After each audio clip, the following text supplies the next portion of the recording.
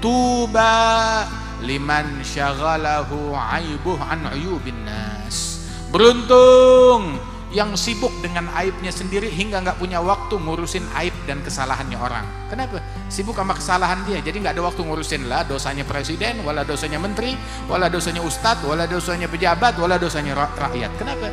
Sibuk. Mungkin orang yang sibuk ngurusin dosanya orang karena dia nggak punya dosa kali. Cukup sebuah cacat yang terbesar, nganggap dirinya nggak punya aib, nggak punya dosa, nah itu kecacatan yang paling besar. Na'udzubillah min dzalik. Saudara-saudara sekalian, kita hadir sini memperingati haul dari para pendiri ma'had.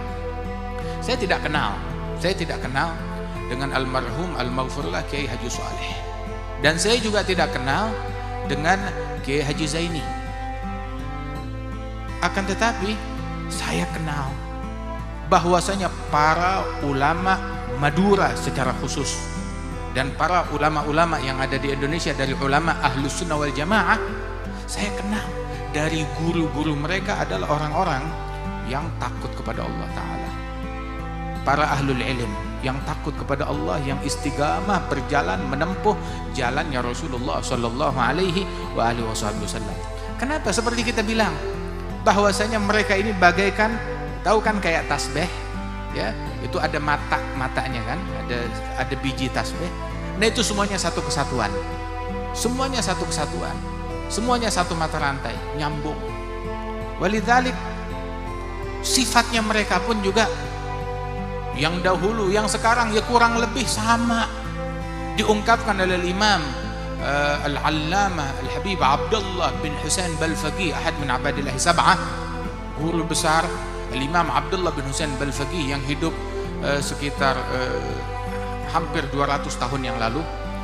Beliau mengatakan, laqad fatani min khiyarin nas kam rajulin ma faraga dzikra tulal umri wal kutuba bakka'u lailatihi sajjadu khalwatihi min khawfi malikihi yasta'dhibu ta'aba min ali rasulillahi aktsaruhum wa ali abi fadlin al-akhyar wal khutaba.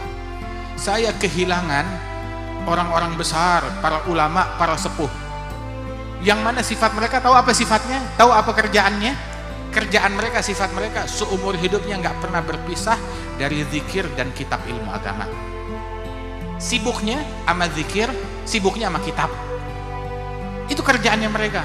Sibuk itu dunianya itu udah khalas, nggak tahu tentang berita, nggak tahu tentang televisi, nggak tahu tentang medsos, nggak tahu tentang apapun. Sibuknya sama zikir, sibuknya dengan kitab, itu kerjaannya.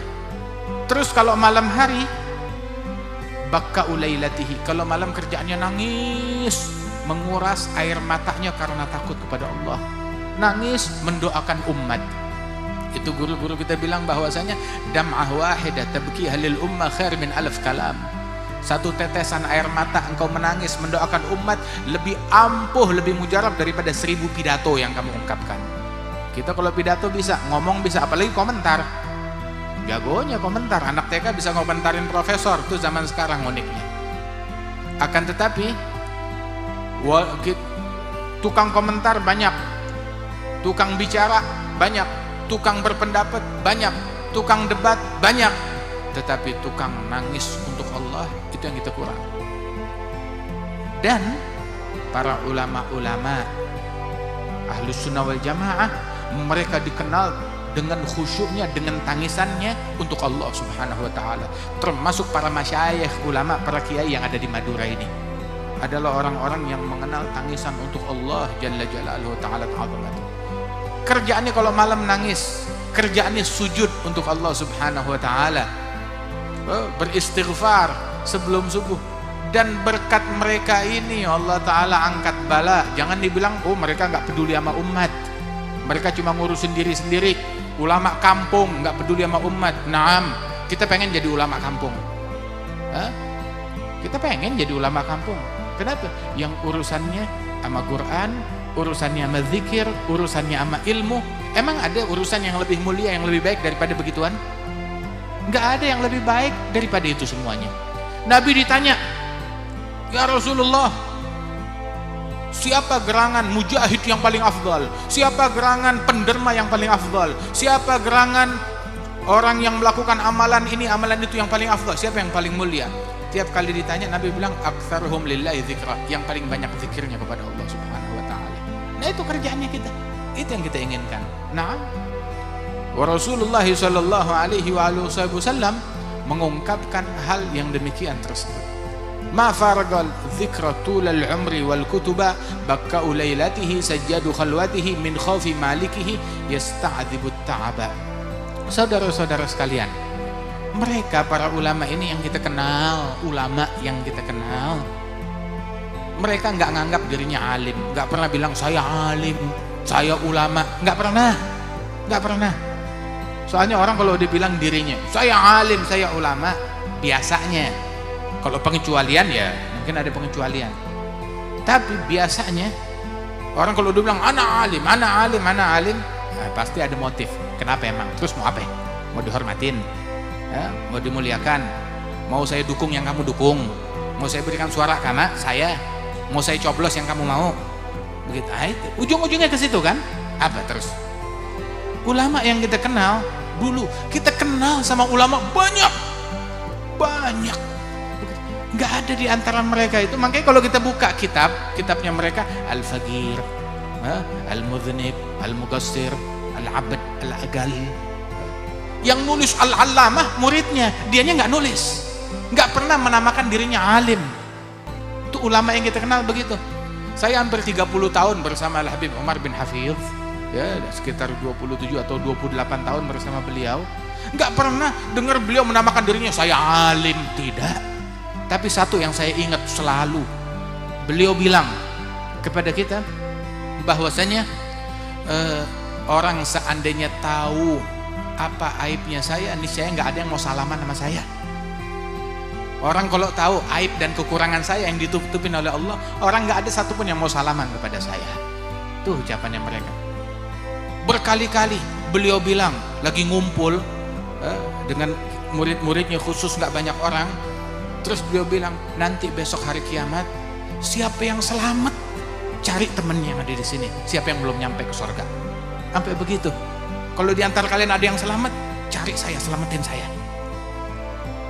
Ulama yang kita kenal kayak begitu, tawadhu, dengan tawadhu yang luar biasa.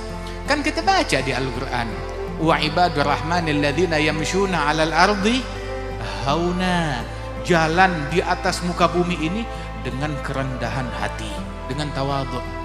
Itu ulama bilang bumi mengenal tawadhunya mereka, batu, tanah mengenal tawadhunya mereka.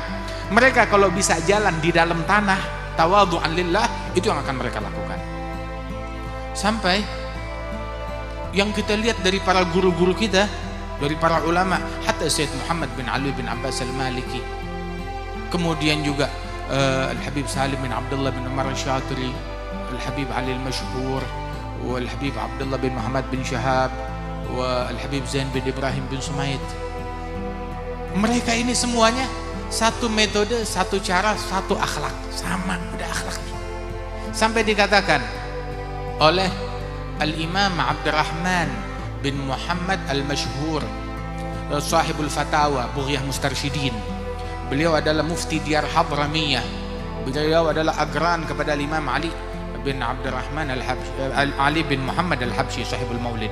Hadzal Habib Abdurrahman bin Muhammad al-Mashhur, sahibul fatawa, beliau bilang, sungguh kalau ada orang ngasih wakaf, ini wakaf buat ulama, maka saya bakal menganggap diri saya tidak berhak. Ada orang ngasih kebun korma, ini buahnya untuk ulama, bilang saya nggak berhak. Kenapa? Sebab saya nggak nganggap diri saya sebagai ulama.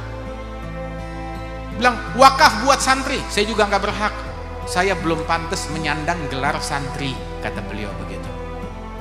Subhanallah, akhlak yang luhur, tawadhu yang mulia. Syekhna Al-Habib Ali al-Mashhur cerita, dulu ada satu orang diperintahkan membawa hajat oleh orang tuanya, datengin kepada Al-Habib Abdurrahman al-Mashhur ke rumahnya, sampaikan ini hajat kepada beliau.